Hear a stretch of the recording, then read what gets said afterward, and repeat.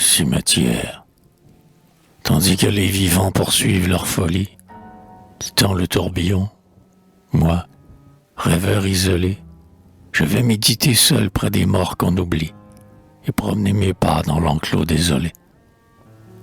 Adèle et Louisa, mes sœurs, blanches colombes, que la mort a bâties dans son vol triomphant, courbant mon front pensif sur les croix de vos tombes, j'y mets avec des fleurs un rayon réchauffant. Hier j'ai visité vos deux petites pierres, qu'ombrage des sapins par le vent agacé. C'est triste, on sent des pleurs venir dans ses paupières, en lisant vos deux noms déjà presque effacés. À côté dort aussi notre pauvre grand-mère, qui semble dans la mort vouloir veiller sur vous. La solitude ainsi vous sera moins amère, et vous aurez moins peur, tout près de ses genoux. Qu'il fait lugubre là, quel calme et quel silence. Le soleil disparaît dans les cieux obscurcis.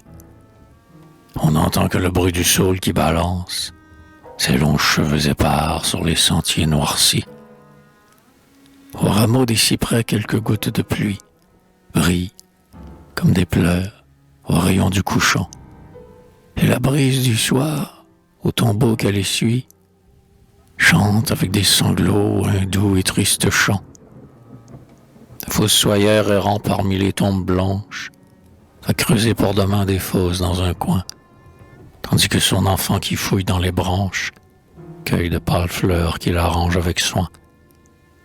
Voilà tout ce qui reste, ombre abandonnée, une croix chancelante, un tertre de gazon.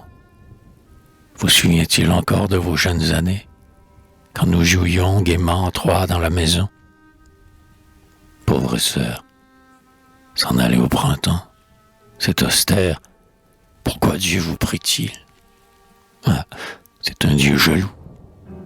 Mais non, Dieu ne doit pas m'expliquer le mystère des blancs agneaux qui sont dévorés par les loups. S'il vous a fait mourir, c'est un bienfait peut-être. Qui sait? Il vous cachait les douleurs d'ici-bas.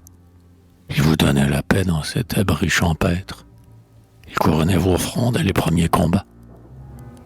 Ainsi vos pieds n'ont point marché dans nos ruines. Vos yeux n'ont point senti l'amertume des pleurs. Et comme Ophélia, sans savoir les épines, vous nous avez quittés les mains pleines de fleurs. Mais votre souvenir vit toujours dans notre âme, de notre foi douteuse attisant les flambeaux.